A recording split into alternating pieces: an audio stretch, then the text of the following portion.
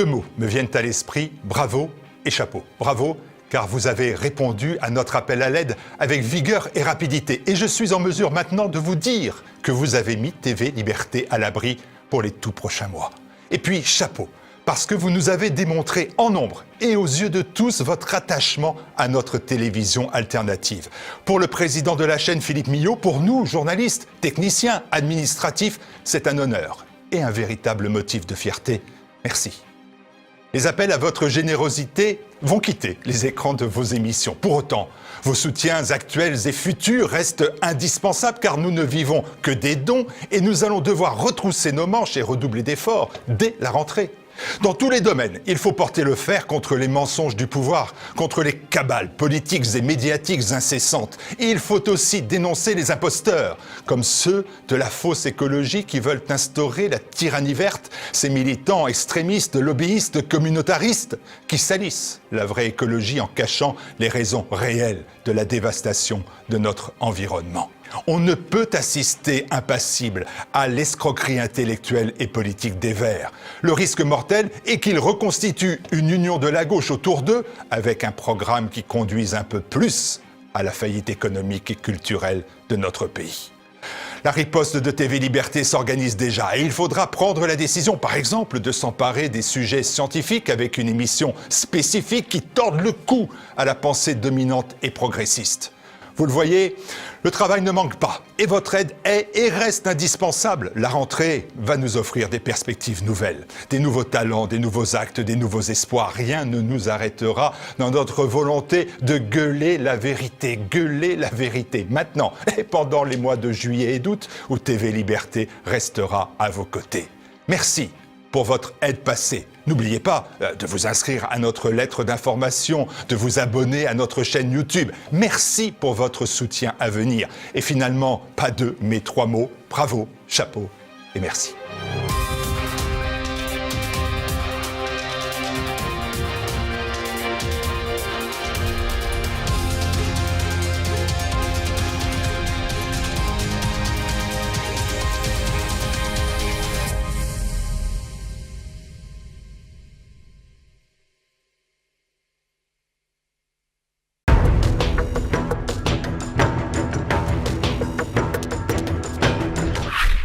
Bonjour à tous, bienvenue dans notre Zoom du jour pour tout comprendre de la lutte des races, de la crise sanitaire à travers l'ingénierie sociale. Je reçois aujourd'hui Lucien Cerise. Bonjour monsieur. Bonjour. Lucien Cerise, vous avez une formation en sciences humaines et sociales avec une spécialisation dans le langage et l'épistémologie. Vous êtes l'auteur notamment de Retour sur Maïdan, la guerre hybride de l'OTAN, et de Neuropirates en 2016, réflexion sur l'ingénierie sociale. Justement, Lucien Cerise, dans un premier temps, est-ce que vous pouvez nous donner une définition de ce qu'est l'ingénierie sociale ? Alors je propose la définition suivante. L'ingénierie sociale est la transformation furtive d'un sujet social, individu ou groupe. Je propose cette définition sur la base des travaux de gens qui m'ont précédé, donc le fameux épistémologue Karl Popper, qui en 1945 publiait La société ouverte et ses ennemis, et où il travaillait justement cette notion d'ingénierie sociale, c'est-à-dire qu'il a permis en fait de la faire connaître du grand public. Bon, bien que ses lecteurs étaient quand même un peu triés sur le volet, mais disons que la notion d'engineering of consent, par exemple, d'ingénierie de fabrication du consentement, était encore moins connue avant son ouvrage. Toutes les notions qui tournaient autour du contrôle social, du management, du marketing, étaient quand même assez réservées à des milieux professionnels, assez peu connus, ayant peu finalement de visibilité publique. Ensuite, donc le deuxième auteur dont je m'inspire, c'est un pirate informatique qui a en fait donné en quelque sorte le deuxième étage de la fusée de l'ingénierie sociale, donc un pirate informatique qui a commencé à œuvrer, à travailler dans les années 80, et qui s'appelle Kevin Mitnick, et qui a donc récupéré cette expression d'ingénierie sociale pour qualifier sa manière de travailler, c'est-à-dire sa manière de pirater le facteur humain dans les systèmes de sécurité. C'est donc un pirate informatique un peu spécial, c'est-à-dire qu'il n'attaque pas la machine, mais qui attaque l'utilisateur de la machine. Il s'est aussi illustré par des canulars téléphoniques, par exemple, et donc il a travaillé sur le concept de phishing en anglais, c'est-à-dire en français d'hameçonnage, qui consiste en fait à usurper une identité pour abuser de la confiance du sujet cible. Karl Popper, vous l'évoquiez, qui est en fait le théoricien donc de l'ingénierie sociale et aussi le mentor de George Soros. Vous aviez d'ailleurs signé la postface de cet ouvrage de Pierre-Antoine Plaquevent. Je me suis d'ailleurs intéressé beaucoup à cette postface pour réaliser cet entretien et donc voilà, vous parlez de comment créer de nouvelles normes mentales pour transformer la nature des êtres humains en réalité. Oui, tout à fait. C'est évidemment l'objectif de quelqu'un comme George Soros, c'est de mettre en quelque sorte entre parenthèses tout ce qui a fait l'espèce humaine, notamment ce que la théorie du genre appelle l'hétéronormativité. Comme si c'était une norme parmi d'autres et que l'on pourrait finalement mettre de côté ou du moins que l'on pourrait en quelque sorte ringardiser. Et donc Soros soutient énormément effectivement tout le lobby LGBT. Et comment le cerveau également ne parvient pas tout à fait d'ailleurs à dissocier le réel du virtuel. Vous dites voilà, le cerveau humain ne distingue pas forcément ces deux notions. Il nous arrive par exemple de rire ou de pleurer, d'avoir des émotions devant un film. Oui, tout à fait, oui. C'est le rôle des neurones miroirs, c'est-à-dire qui en fait nous permettent de nous identifier à autrui. Du moins de nous identifier à ces émotions. Et en fait, les neurones miroirs ne distinguent pas effectivement le réel du virtuel. C'est-à-dire que nous pouvons nous identifier à des émotions sur un écran de cinéma, par exemple.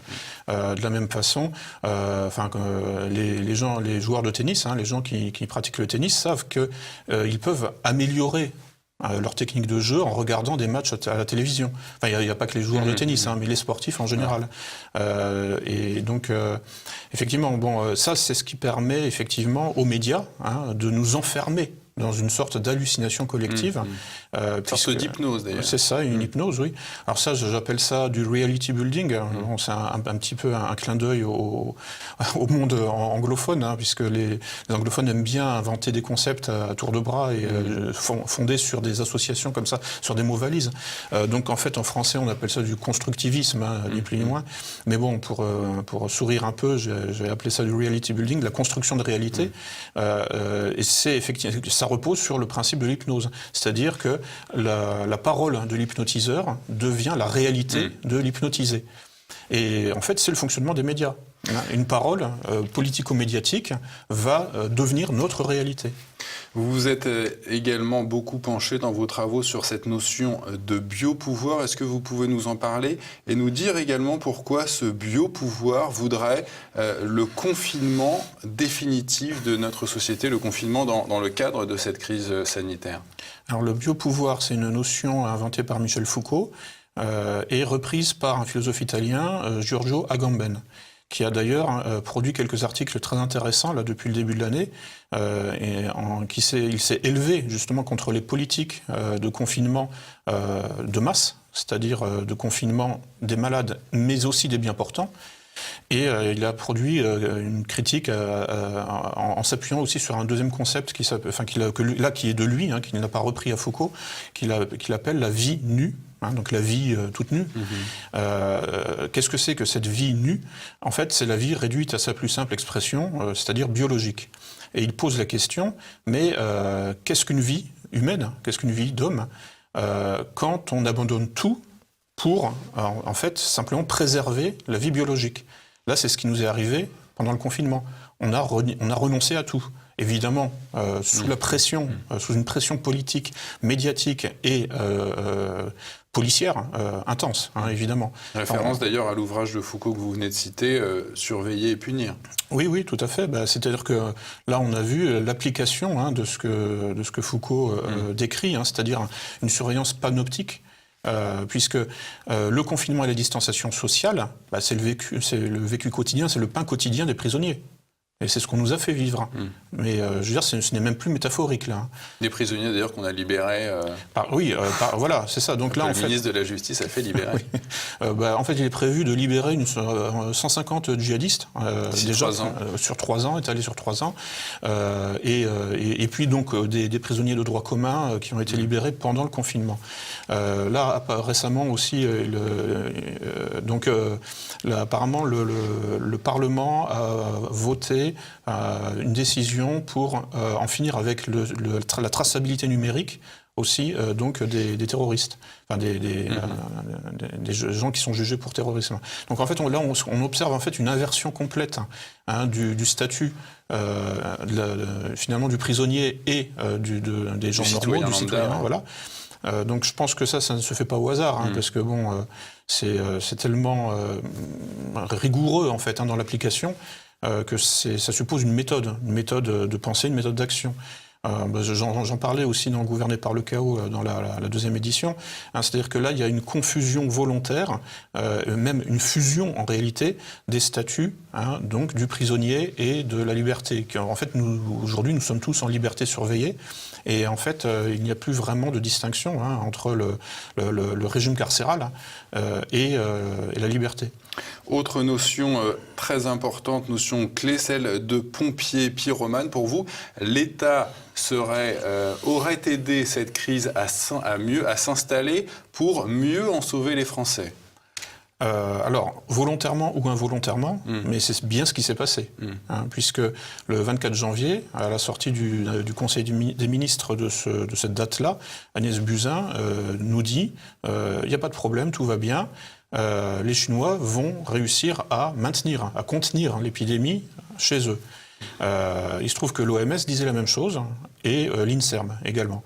Voilà, donc manifestement, là il y a eu effectivement un laisser-faire, un laisser-aller, et un laisser-passer en quelque sorte du virus, de pays en pays. La première chose à faire, c'était effectivement de fermer les frontières. Mais après, c'est de savoir est-ce que c'était volontaire ou pas, est-ce qu'ils avaient vraiment conscience de la dangerosité, et est-ce qu'il y avait dangerosité d'ailleurs? Alors Agnès Buzyn est revenue justement sur cette déclaration du 24 janvier, dans un article, dans un entretien au Monde du 17 mars, où elle dit « J'avais menti. J'ai menti le 24 janvier. Je savais en fait qu'il y avait quelque chose d'énorme qui se préparait. » Bon, tout ça est tout à fait troublant. C'est donc là, si on met bout à bout en fait, cette persistance dans l'erreur, enfin toutes ces erreurs persistantes, il y a de quoi se demander effectivement si on n'est pas dirigé par des gens qui veulent finalement nous empoisonner. Enfin, je veux dire en fait qui veulent nous. Mais est-ce que le pompier pyromane peut être encore pompier vu maintenant? Est-ce qu'on peut se dire que le feu est un peu hors de contrôle et qu'on va jamais pouvoir sauver la situation telle qu'elle est aujourd'hui?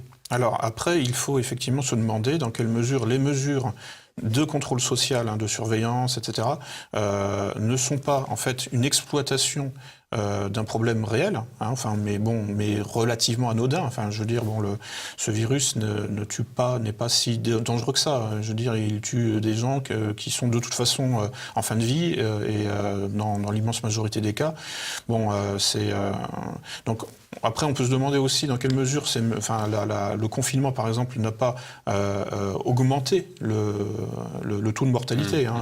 Il y a quand même un certain nombre de contradictions logiques dans la narration politico-médiatique, puisque on nous dit simultanément que il y a eu une hécatombe dans les maisons de retraite, dans les EHPAD.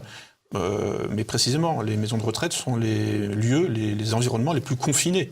Donc là, on ne peut plus dire que le confinement sauve des vies dans ces conditions. C'est purement logique. Puis peut-être également l'usage dans ces établissements de ce médicament, le Rivotril, qui a pu peut-être précipiter des gens. Oui, en plus, dans la tombe. Vous estimez aujourd'hui, Lucien Cerise, que le gouvernement n'a qu'un seul objectif, un objectif double, la vaccination de masse et la surveillance électronique. Expliquez-nous un peu d'où vous tenez ça. Alors, je le tiens en fait de Bill Gates, qui dans un entretien sur son blog a dit clairement pas de retour à la normale. Enfin, et puis il l'a pas que dit que sur son blog, dans un entretien écrit, il l'a dit aussi en vidéo, enfin dans des entretiens vidéo. PDG de Microsoft, Bill Gates. Bill Gates, voilà, PDG de Microsoft, et il a dit très clairement, voilà, pas de retour. En tout cas, ouais. Pas de retour à la normale, sans vacciner toute la planète, pour ainsi dire, et sans surveillance électronique. C'est-à-dire, en fait, surveillance électronique pour discerner qui a été vacciné, qui ne l'est pas, etc. Ensuite, il est revenu, c'est assez étrange, il est revenu sur la question de la surveillance électronique, enfin du certificat numérique, pour être précis, attestant donc de la vaccination ou pas. Et il est revenu là-dessus en disant non, mais moi j'ai jamais soutenu ça.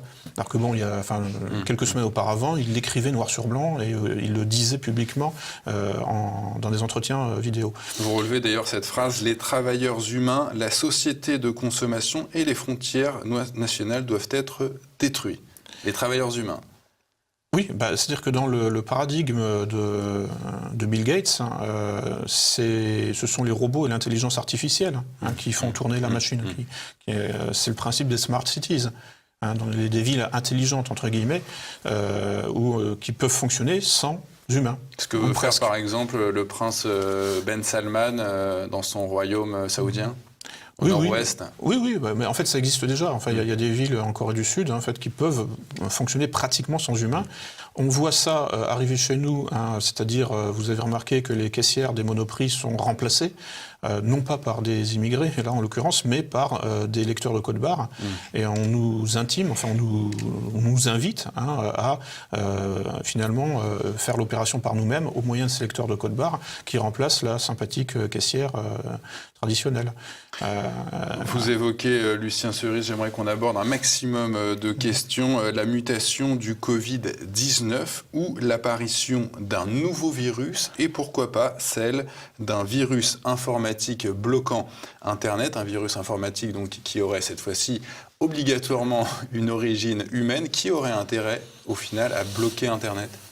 Alors ça, cette idée-là que nous allons bientôt avoir affaire à un virus informatique et donc à une crise informatique globale, elle m'a été suggérée par Alain Bauer, qui pendant le confinement a fait une petite vidéo où il parlait de ça. Il disait, voilà... Ancien conseiller du président Sarkozy en matière de sécurité, Alain Bauer. Oui, voilà, et puis il a un parcours en franc-maçonnerie aussi, et puis il était aussi conseiller du maire de New York après le 11 septembre.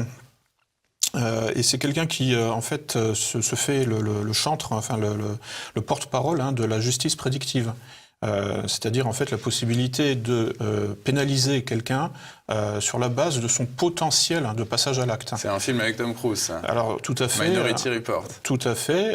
Et en fait, Alain Bauer a bien l'intention que ça devienne la réalité.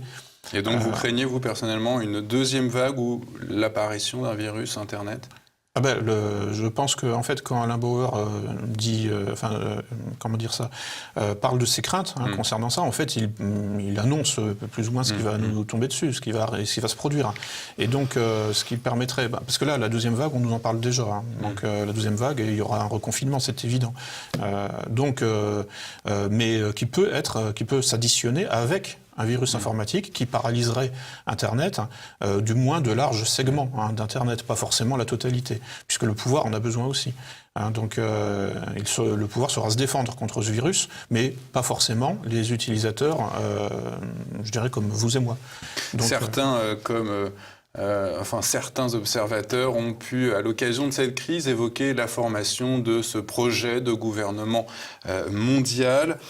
En quoi cette structure supranationale aiderait à la bonne gestion d'un accident, d'une lutte contre la pandémie du Covid-19 ? Alors, le raisonnement suivi par ces personnes, ces leaders d'opinion comme Jacques Attali ou Gordon Brown ou Henry Kissinger, qui ont tous convergé sur cette idée que, en fait, il fallait un gouvernement mondial. Le raisonnement est le suivant, c'est à problème mondial, solution mondiale, et donc solution mondiale centralisée par un gouvernement mondial. Ça, c'est leur point de vue. En quoi ce serait pas une bonne façon de gérer un tel problème ? C'est-à-dire que, au contraire, justement, c'est-à-dire que comme l'espace n'est pas encore aboli, or l'espace est différencié, et donc il faut respecter ces différences. Alors évidemment, les gens qui vivent essentiellement maintenant dans le virtuel, ont l'impression que en fait que l'espace est aboli, que l'espace est tridimensionnel. Je veux dire l'espace dans lequel nous vivons. Or cet espace n'est pas aboli, il est différencié, et donc en fait moi ce que je pense c'est, j'applique plutôt cette espèce de maxime en fait qui est apparue dans les années 90 dans les mouvements altermondialistes ou antimondialistes, c'est à problème mondial, solution locale. Ça me paraît beaucoup plus sage puisque effectivement les problématiques sont différentes en fonction des lieux, en fonction même du climat, en fonction de plein de choses. Ça me paraît être parfaitement idéologique de considérer que les solutions peuvent être appliquées sans distinction sur toute la surface de la planète. La société de l'indistinction dans laquelle on veut nous faire rentrer, c'est la société de la confusion aussi. Non, je pense que effectivement les gens sont, les gens enracinés en fait, sont finalement beaucoup mieux en situation et en capacité de gérer ce qui leur arrive, y compris des problèmes de ce type. Responsabilisation des individus. Sachant que effectivement, quand il n'y a plus de mur dans une maison, le feu se propage plus rapidement. Et c'est pour ça qu'il faut rétablir des limites. Ça, c'est un concept que je travaille depuis un certain temps. Le concept de limite qui est absolument central. La société liquide également. On va devoir avancer pour arriver à terme de cet entretien. Lucien Cerise, j'aimerais qu'on en vienne aux derniers événements liés à la mort de cet Afro-Américain George Floyd lors de son interpellation par un policier blanc. Comment se fait-il que sa mort ait pris un tel écho mondial ? Techniquement, ce sont les médias qui ont propagé l'image de cette mort et qui ont décidé d'en faire un problème mondial. C'est-à-dire que, en fait, des bavures policières, il y en a tous les jours. Là, il y en a une, pour des raisons effectivement un peu longues à expliquer, qui est exploitée, surexploitée, et qui essaye de s'imposer comme une nouvelle norme partout sur la planète. Alors que les problématiques de tension raciale aux États-Unis sont pas les mêmes qu'en France ni qu'ailleurs. Donc là, il y a effectivement une tentative de lissage international par les médias. Qui essaye effectivement d'homogénéiser finalement ce qui doit attirer l'attention, ce qui doit susciter l'attention. Il y a une tentative d'homogénéisation du temps de cerveau, de l'occupation du temps de cerveau disponible, comme disait Patrick Lelay. Les inspirateurs de cette minorité noire, qu'elle soit en France ou aux États-Unis, je vous ai un petit peu lu, Lucien Cerise, pour vous, c'est les Derrida, les Foucault, les Deleuze. Est-ce que c'est pas un petit peu ironique, au fond, que les inspirateurs de ces racialistes soient des Blancs ? Oui, évidemment, oui. Mais oui et non. C'est-à-dire que, puisque la race n'existe plus. En fait, quand ça les arrange, évidemment. C'est-à-dire, quand il faut en fait justifier l'immigration sans limite, la race n'existe plus. On est tous frères, voilà. Et puis quand effectivement ça les arrange de souligner, de surligner, d'en rajouter sur les différences de couleur de peau, là d'un seul coup ça revient. Voilà. La récupération de ces auteurs français dits de la déconstruction, en fait, c'est simplement une déformation. Je veux dire, il est bien évident que les Michel Foucault et Jacques Derrida, on peut avoir avec ce qui se passe avec cette espèce d'application. C'est les initiateurs, c'est la créature qui a échappé au créateur, quoi. Oui, voilà. L'idéologie qui a échappé à l'idéologue. En fait, je me souviens de ce livre de 1995 sur les impostures intellectuelles, rédigé par j'ai oublié, j'ai leur nom sur le bout de la langue là. Il y avait Sokal et Bricmont. Voilà. En fait, eux-mêmes faisaient une caricature de tous ces auteurs français dits de la déconstruction, qui ont été effectivement adaptés au microcosme, à l'écosystème américain sous le nom de French Theory. Et donc, il est très facile de ne pas comprendre ces auteurs. Je veux dire, même des francophones comme Sokal, enfin, Bricmont oui, il est belge, mais Sokal, je crois qu'il est américain. Enfin, bref, il est très facile enfin, les malentendus abondent, en fait, quand on aborde ces auteurs, parce que, en fait, on peut effectivement les caricaturer et puis ne pas comprendre qu'en fait, eux-mêmes étaient conscients des limites de ce qu'ils disaient. Donc, quelle solution politique vous préconisez, Lucien Cerise, pour gagner cette bataille de l'opinion publique et organiser les masses ?